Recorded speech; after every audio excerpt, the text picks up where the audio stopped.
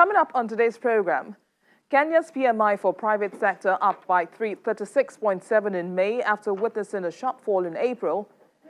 Ghana's finance minister calls for a 3-year debt moratorium for Africa to avert economic depression. Plus, private airlines to South Africa to resume local operations in June. Thanks for joining us. This is Business Incorporated. I am BC at Dubai. Well, let's begin with the major markets we track here in Africa, which are looking red at intraday, as all-share index here in Nigeria is at minus 0.03%. In South Africa, the JSE index is also 0.91% down as at intraday. Unlike Nigeria and South Africa, though, the EGX30 in Egypt was up 1.3% at intraday, while the Kenyan Burse ended Wednesday's session 0.48% positive. And most markets in the Middle East are doing good at intraday, with the Abu Dhabi index up 0.43%, while the Dubai index surged 1.99% at intraday. In Qatar, the index climbed 0.42% at intraday, while the Saudi index was the only one down 0.75%. Meanwhile, in Europe, markets are trading slightly lower today as investors assess the monetary policy announcements by the European Central Bank, with U.S. protests and economic uncertainty in focus. Chelsea Delany gives us updates on the ECB's announcements. Good afternoon, Chelsea. It's good to see you. So the European Central Bank has just announced its latest policy decision, but investors had been expecting more stimulus from the central bank to offset coronavirus economic slowdowns. Do you think they were disappointed?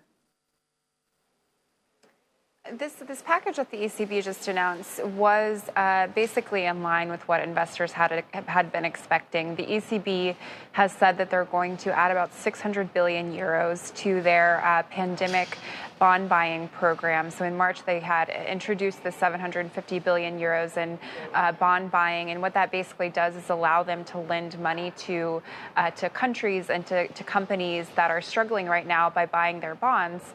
They're going to add about 600 billion euros to that. And they're also going to extend the program through 2021.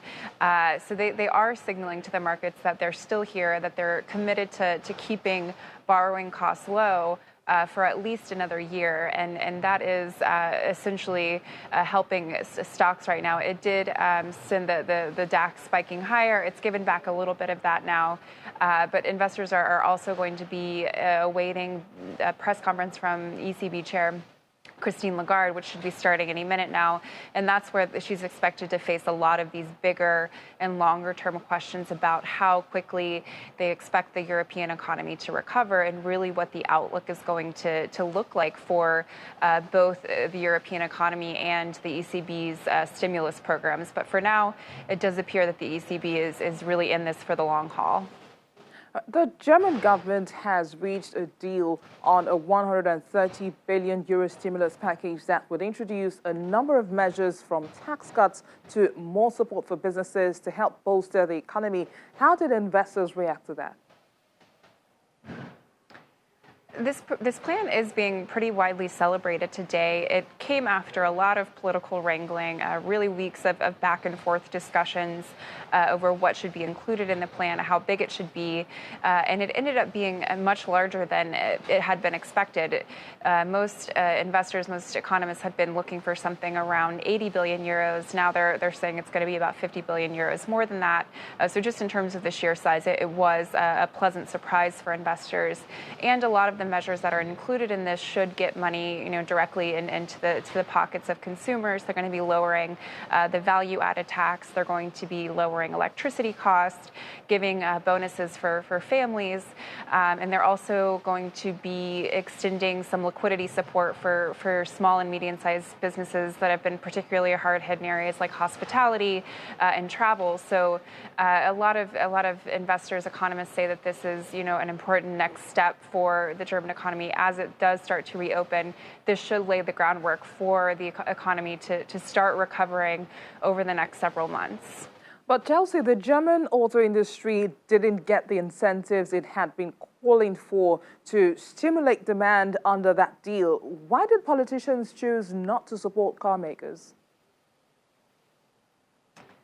Well, this was one of the key sticking points in the negotiations over this bill. Automakers have been very, very hard hit by the coronavirus pandemic.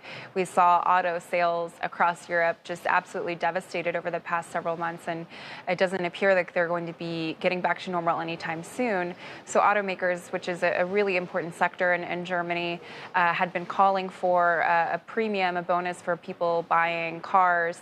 A lot of politicians and climate activists were against that idea because Germany is trying to cut back on emissions and play a big role in the shift towards more climate-friendly policies. So there was obviously a contradiction in those proposals. So what they ended up doing instead was lowering the value-added tax. That should support the auto industry, but they also did at the same time raise the bonus that you get when you buy an electric car here in Germany. So now that's going to be doubled to about 6,000 euros, which should also help support that industry, especially now as all of the major automakers in Germany are making a lot of big investments into releasing new electric cars. So this could, while not exactly what they wanted, pave the way for more investment and more growth in their electric vehicle business. We have our eyes on that. Thank you, Chelsea. See you tomorrow. Let's turn now to the UK, where Juliana Olayinka joins us for latest business headlines and market performances this afternoon. Good afternoon, Juliana. So we have more PMI data showing the crisis hitting the UK construction industry eased slightly in May, but the sector still saw its third worst month recorded by a closely followed survey. Are the markets watching this data today? Good afternoon, Bissy. The markets are watching the data, and they're watching several bits of data that's been coming out of the UK today. And again, it's a pretty grim reading. We can start with the construction PMI numbers. It was an increase because, of course, in April it was as low as 8. So rising up into those high 20s is showing some uptick in the sector, but not enough considering that benchmark is 50, and anything below that shows that there's a contraction in the recovery. We also heard from the Bank of England. They did a recent survey with chief financial officers in the city. And again, I was speaking to Chimeze about this morning. There are major concerns about unemployment and the government's furlough scheme. It has really helped over 11 million people stay at work and stay getting money in their pocket during the lockdown pandemic. But as soon as that tapers out in October, CFOs in the city have said that they can see a wave of unemployment coming into the UK. That, as well as the PMI data, also pushed down the FTSE at intraday. Also as well, we had some data coming out of the car industry. Now, car sales in May plunged 89% year on year, which is absolutely abysmal. And there are concerns, considering that car showrooms were one of the first non-essential businesses to open, that it will take some time for people to feel confident enough to buy a new car. So let's have a look at that data then. The FTSE All-Share is down 0.35%. The FTSE 100 is down by 0.36%. And the local market, the FTSE 250, that's down 0.33%. In currencies, the pound also down today against the US dollar by 0.33%, down against the euro by 0.08%, and up against the Japanese yen by 0.32%. HSBC and Standard Chartered have given their backing to China's new security laws for Hong Kong. Isn't it rather unusual for a bank to get into a political debate, particularly one like this? How are investors reacting to this? It is pretty unusual for banks to get involved in politics. They're usually politically neutral, but it's such a nuanced environment in China. And HSBC and Standard Chartered, well, according to economists, believe that they had to weigh in if they wanted their business to survive.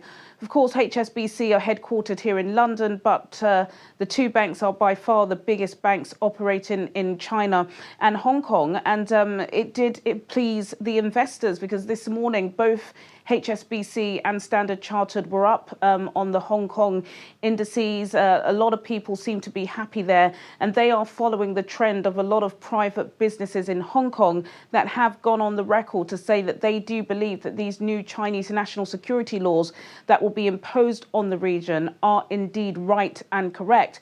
And of course, this comes as many countries across the world have completely condemned this act, so much so that in the US, Donald Trump, the US president, has said that he's going to remove the special trading status for Hong Kong because he no longer feels that it could be autonomous from China. We also heard yesterday Prime Minister Boris Johnson saying that all Hong Kong residents will be able to apply for permanent British residency. So that's how serious the international community is seeing this. But then again, like I said, the investors seem to be happy with the statements from HSBC and Standard Chartered because their shares rose as soon as they released those statements. Juliana, are you following the luxury goods market? Because the world's biggest luxury goods firm, Louis Vuitton, has moved to quell speculation that its deal to buy US-based jeweler Tiffany & Co. may be unraveling. So is LVMH backtracking now on this after agreeing to acquire Tiffany last November for more than £12.5 billion?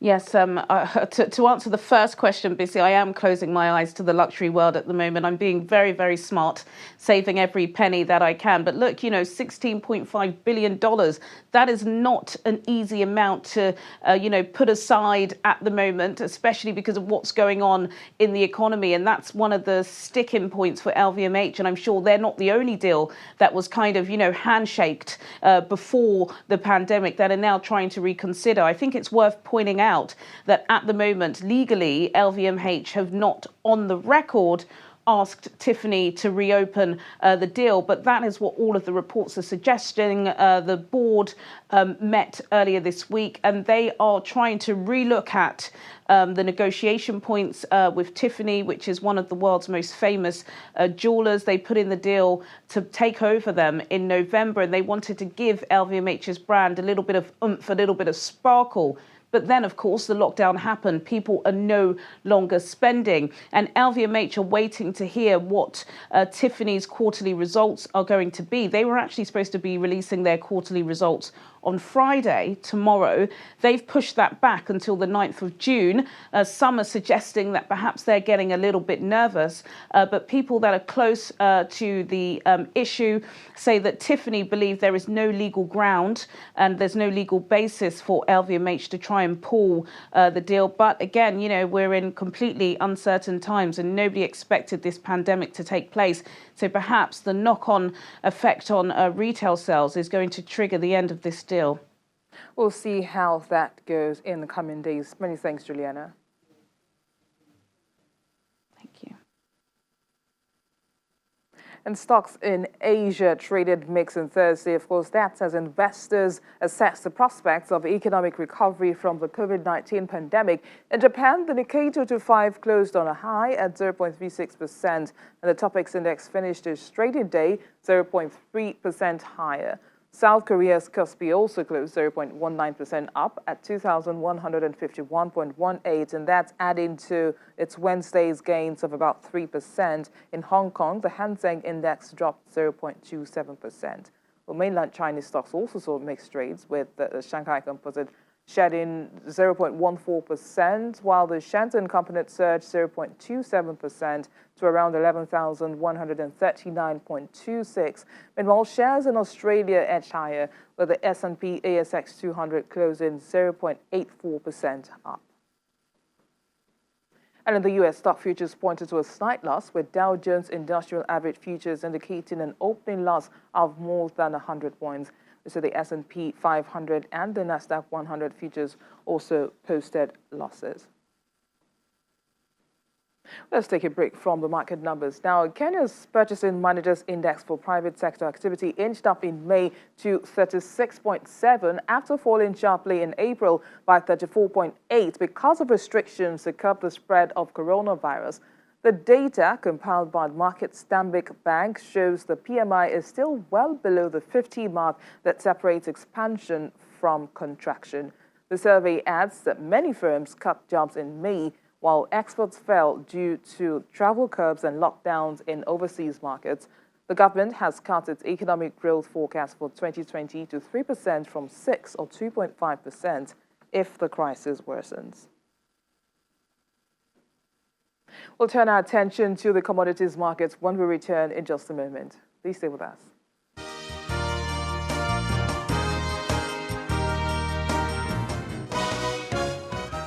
Welcome back. Ghana's Minister of Finance, Ken Ofori-Atta, says African economies could swing into a depression without debt moratorium of at least 3 years.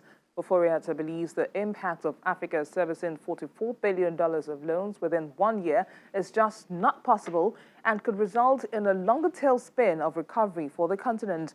Ghana's finance chief has led a group of African finance ministers supporting a debt relief proposal engineered by the United Nations Economic Commission for Africa.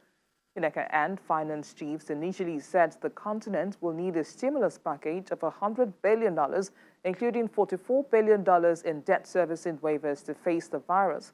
The World Bank said in April that sub-Saharan Africa will suffer its first recession in 25 years, with GDP contracting between 2.1 and 5.1%.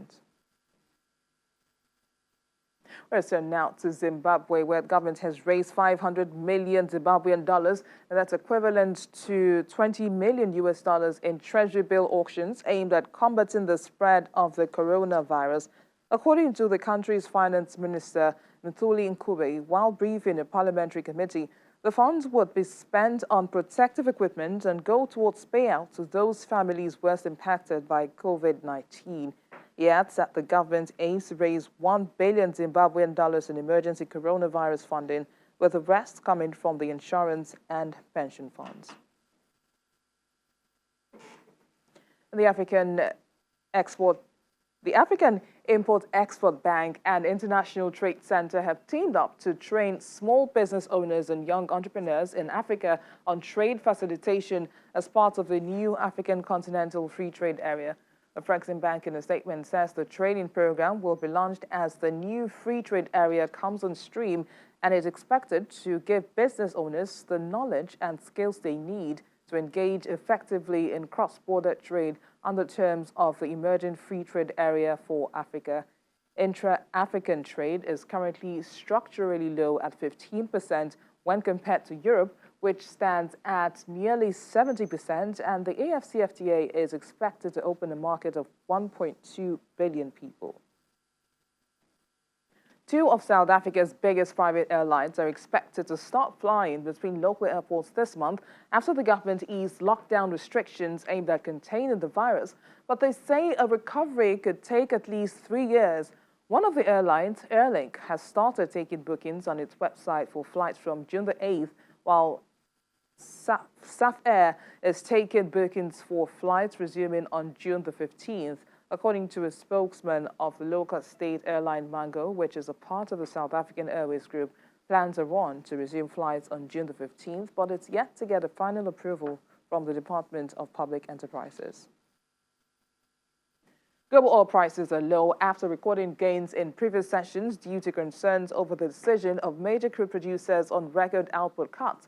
Benchmark Brent fell 1.46% to trade at $39.21 a barrel as at early deals. US WTI crude futures also dropped by 1.98% at $36.55 a barrel. Saudi Arabia and Russia, after agreeing to support supply cuts, will not be meeting today to discuss further production cuts. Meanwhile, the chairman of ExxonMobil's National Petroleum Institute says final investment decision on a blockbuster $30 billion gas project in Mozambique's extreme north should in principle come in 2021. The oil giant postponed its final investment decision for the project, which had been expected this year in March, as the coronavirus outbreak and an oil price slump forced firms to delay projects and slash spending. Other big oil companies, including Total and Eni, are also involved in the projects in the region, which has the potential to transform the economy of Mozambique, one of the world's least developed economies. Global cocoa production is expected to grow by 1.3% in 2020 at approximately 4.8 million metric tons, while consumption is estimated to contract sharply by minus 2.5% in the 2019-2020 season. Interestingly, it's projected that none of the 16 largest cocoa consumers will record growth in their consumption levels in 2020. Well, I'm being joined now by a research analyst at the financial derivatives company, Dumebi Iyeke, to talk more about this commodity. Good afternoon, Dumebi. So tell us how cocoa producers will cope with this market dynamics, especially as it affects the export earnings of Nigeria. BC, this is going to be a very tough one for cocoa exporting countries, including Nigeria, but most especially Ivory Coast, where cocoa exports makes up about 60% of their entire export earnings. With global cocoa production projected to be up to 4.8 million metric tons this year, while global cocoa consumption is expected to be down 4.1 million metric tons this year. So this is about a demand gap of 700,000 metric tons of cocoa. And if we use the average price in today's market, what we're going to see is a loss in revenue of about 1.5 billion US dollars. And this is definitely going to eat into the export revenue for cocoa export countries. And the decline majorly in consumption is not far from the pandemic, as it affected the consumption of chocolate in high demand and high consuming countries, especially in the US. So cocoa producers will really find this quite difficult to cope with. But I mean, it's an eye-opener and a wake-up call to the fact that they need to improve on the value-added chain of this particular commodity and ensure that they also harness the local demand for this commodity. I mean, the ripple effect for this in their domestic economies would be that the cocoa industry would suffer. A reduction in income for its workers, and this in turn will reduce aggregate demand in this country. So these are some of the things that the cocoa industry will experience at this time, and we're just hoping that the countries will be able to, service local demand by increasing the value-added process for this commodity. Now, the proposed cocoa cartel tried to control the price and output of cocoa. What impact will it have on the price of cocoa, which, of course, is a primary ingredient for dark chocolates? Please answer in about a minute. Yes, this will definitely continue to encourage the surplus of cocoa in the market, and this would keep cocoa prices low, and this will continue to dampen the export earnings and export revenue for cocoa producing countries. Many thanks to Dumebi Iyeke, research analyst at the financial derivatives company, for speaking with us on the program. Thank you. And that's where we end today's program. Thank you for watching. I am BC Adebayo.